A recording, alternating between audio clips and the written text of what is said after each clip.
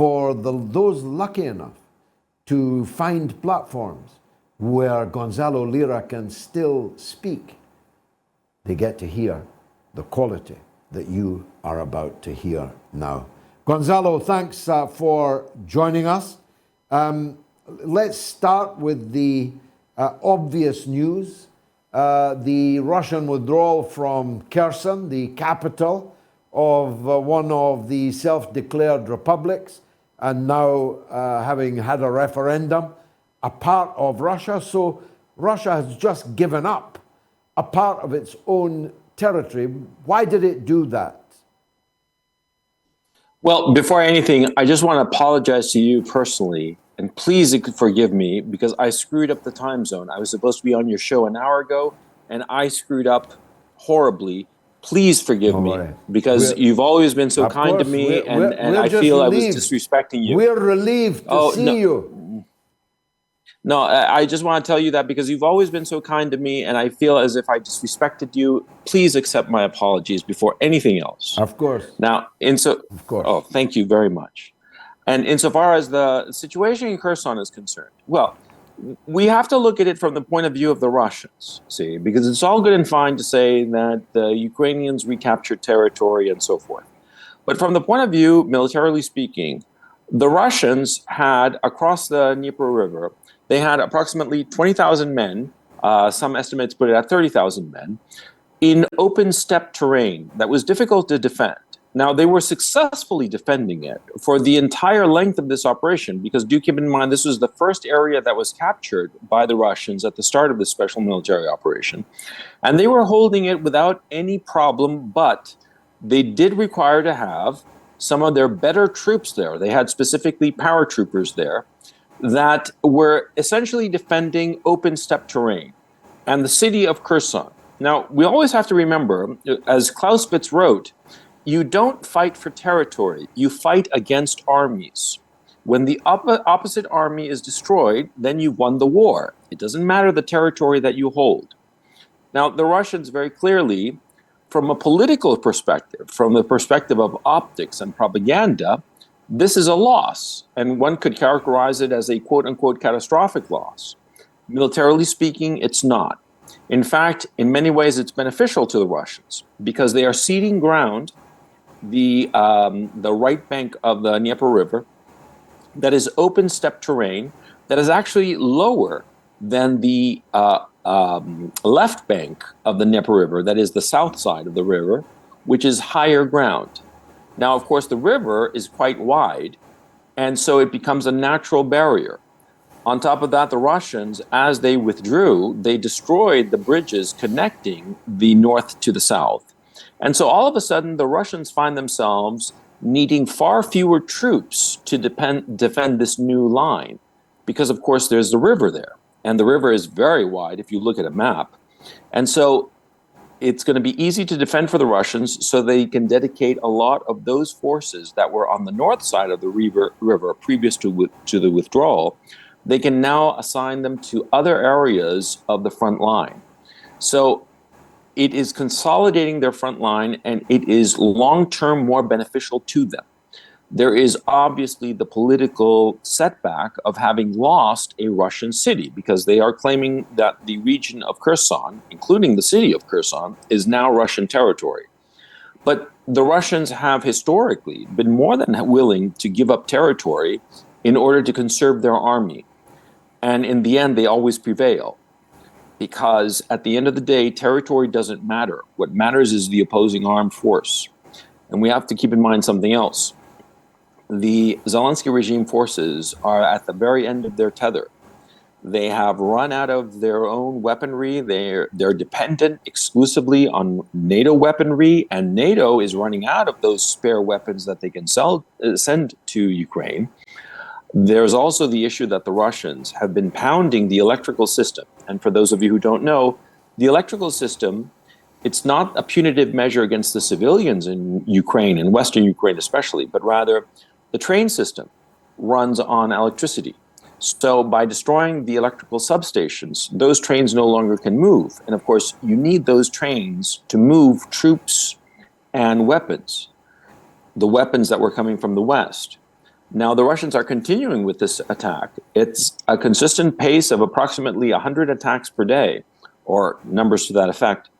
And so they are giving up this terrain that, in terms of optics, looks bad. But in terms of their own military position, it actually improves the situation because they're going to need far fewer men to defend this new contact line in Kherson because of the river. And they will be able to dedicate those paratroopers, especially, in other areas. We also have to factor in another issue, which is that the Russians called up 300,000 men, or at least they say that they called up 300,000 men. I personally believe it was far higher, but that's for another conversation. The point is, they called up 300,000 men. Already 50,000 of those men are in the combat area of the south of Ukraine, and many more are expected. These 50,000 men who have arrived with their gear, their weaponry, tanks, and what have you. And so the Russians are clearly building up an army. And the fact that they are withdrawing from this territory in Kherson that was difficult to defend did not confer any kind of operational advantage and was essentially a drain on them. Clearly, they are marshaling their forces for some large-scale attack. Now, as to whether this conflict will be frozen... What might that be, Gonzalo? Where might these reinforcements be headed? That's the million-dollar question. Nobody's really clear. There are multiple possibilities. There's the possibility that they come from the north in Belarus and strike south and try to cut off Ukraine. It could be that they use these forces from Belgorod, which is just across the border here in Kharkov, from Belgorod, strike into the Kharkov region, or it could be that they use them in the Donbas area around the city of Donetsk. And really, at this stage, we don't know, but clearly the Russians do. Clearly, this was the reason that they brought in Surovikin. Remember that when Surovikin, the general who is now in overall command of the war, the first thing that he said was that difficult decisions would have to be made. Clearly, the decision to withdraw from Kherson was that decision that he was referring to. And clearly, they brought him in because he had an overall strategy. Because this is my thinking about the overall war so far. On February 24th, the Russians started the special military operation. And for the first month and a half, until the very beginning of April, they tried very hard to negotiate some sort of settlement, some sort of ceasefire agreement with the Zelensky regime. That was undercut and undermined by Boris Johnson, who flew out, if you recall, in early April. And after that, the negotiations between the Zelensky regime and Russia were broken off. And since then, until early September, there has been this slow grinding war. And it seems to me to have been some sort of attempt to negotiate or politically settle this dispute. At the same time, the Russians were gathering their political allies in China, in India, in the global south, and showing to them that this was really a war not between Russia and Ukraine, but rather NATO against Russia, and that the Russians were defending themselves. Clearly, the global south and China and India have come to the conclusion that this is what's happening and they are on the side of Russia. And so now it seems that starting in September, the Russians have basically decided, okay, the gloves are off. And when they called up the 300,000 men, and at the same time, or roughly the same time, named General Sergei Surovikin as the overall commander, clearly the Kremlin made the decision that they are now in it to win it, as they say. And I think that the Russians are, under Surovikin's command, are clearly preparing for some sort of major offensive. The specifics of it, I would be completely speculating. It could be anything. But clearly they have that the gloves are coming off and they are going to do everything in their power to win it. Now, here comes a key issue that I'm going to be doing a video about this tomorrow, as a matter of fact. You see, the Ukraine forces, the Zelensky regime, all of their equipment, which was winterized, has been pretty much destroyed. They are operating with NATO equipment. That equipment is not winterized. It is not designed, nor does it have the maintenance or the lubricants to weather through the harsh winter that is coming. I've lived in Ukraine for a number of years now. I can tell you that the winters here are horrible. And compared to Northern European winters, I mean, Northern Europe does not suffer the winters that the Ukrainian steppe suffers. The NATO weaponry will not be prepared for that kind of winter, and the Russian armed forces will be.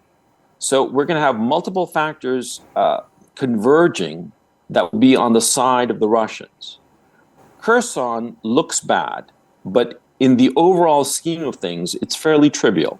It's much like the withdrawal from part of the Kharkov region that at the time was declared to be a great victory. And it was only later that it emerged that the Russians lost relatively few soldiers, whereas the Zelensky regime took horrifying punishment because the Russians just hammered them as they went into this abandoned area.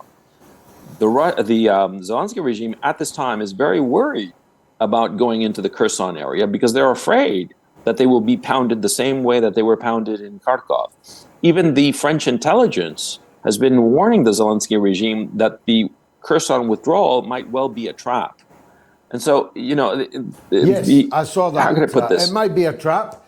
Here's something else it might be, Gonzalo. I don't myself believe it, and I infer from what you've said, neither do you. But there is a possibility that now that the Russians are on one side of the Dnipro and the Ukrainians are on the other, that this could be the line of partition, and that maybe there's some secret negotiating going on, or perhaps might go on in Bali at the G20. What do you think about that possibility, that this could have been a strategic withdrawal to bring about easily demarcated lines that could separate the warring parties? Well, that's a very good, that is a possibility. Anything is possible. But I don't believe it for the following reason. Number one, the Kremlin knows that the West is, as they say, agreement incapable. And that whatever agreement they come to, that the West will violate it or ignore it to their benefit. Look at Minsk II. The possibility of a Minsk III agreement, the Russians know that the West will not live up to it. And they know that the West, the NATO countries, will flood Ukraine with even more weapons and men. And so there is no advantage to the Russians in freezing this conflict, but a great deal of detriment to freezing the conflict. So I don't think that this is going to happen. I think that we are basically in an operational pause while the ground hardens, because right now it's late fall and it's a rainy season, and so it's muddy. The mud is like quicksand. It just sucks you in and you can't move in it. And so the Russians are waiting for the winter when the ground hardens, and at the same time using this pause to really assemble all the men that are called up. The notion that they're going to freeze this conflict, as they have done before. They froze it in Georgia, they froze it in Syria. If you think about it, they froze it in Ukraine between 2015 and 2022. I don't think that this is going to happen now. Of course, I could be wrong, but I would be extremely surprised. Furthermore, I think that the politics, the internal Russian politics, would almost not allow Vladimir Putin to freeze this conflict at this time. I don't think, because we always have to remember one thing. Vladimir Putin is a moderate within the Kremlin. And we have seen other people, like Dmitry Medvedev, they are hawks. And there are a lot of hawks in the Kremlin who want this over with already. They want a clear, unambiguous victory. And so the notion that they're going to withdraw from Kherson and then freeze the conflict, I think would be intolerable to a large segment of the Kremlin. And do keep in mind, Vladimir Putin is the president, but he, at the end of the day, has to convince the people that he leads to go in the direction that he is leading them to. If the people feel that he is leading them in the wrong direction, they are not going to follow him.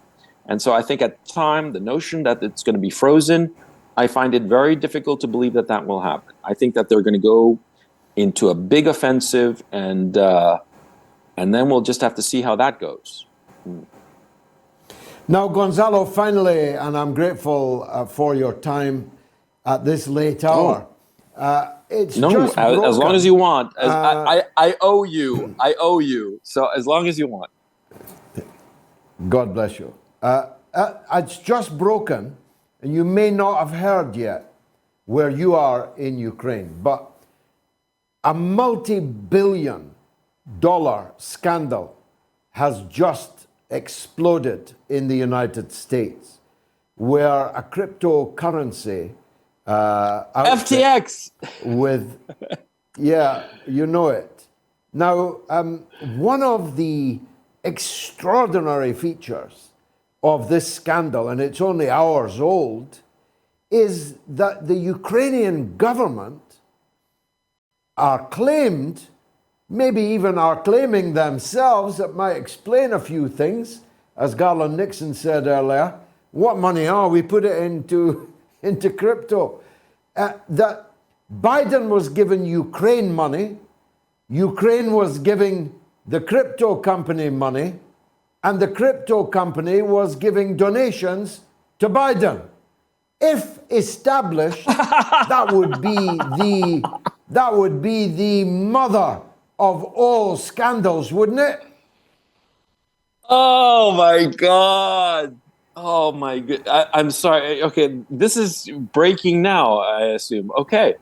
So tens You see of this US guy dollars were on the transferred to right. Ukraine. There's a man on the right Yes, of the yes, screen. yes, of course. There's two. Yeah, there's two criminals. that individual is. There's two criminals sitting next to him, Tony Blair and Bill Clinton.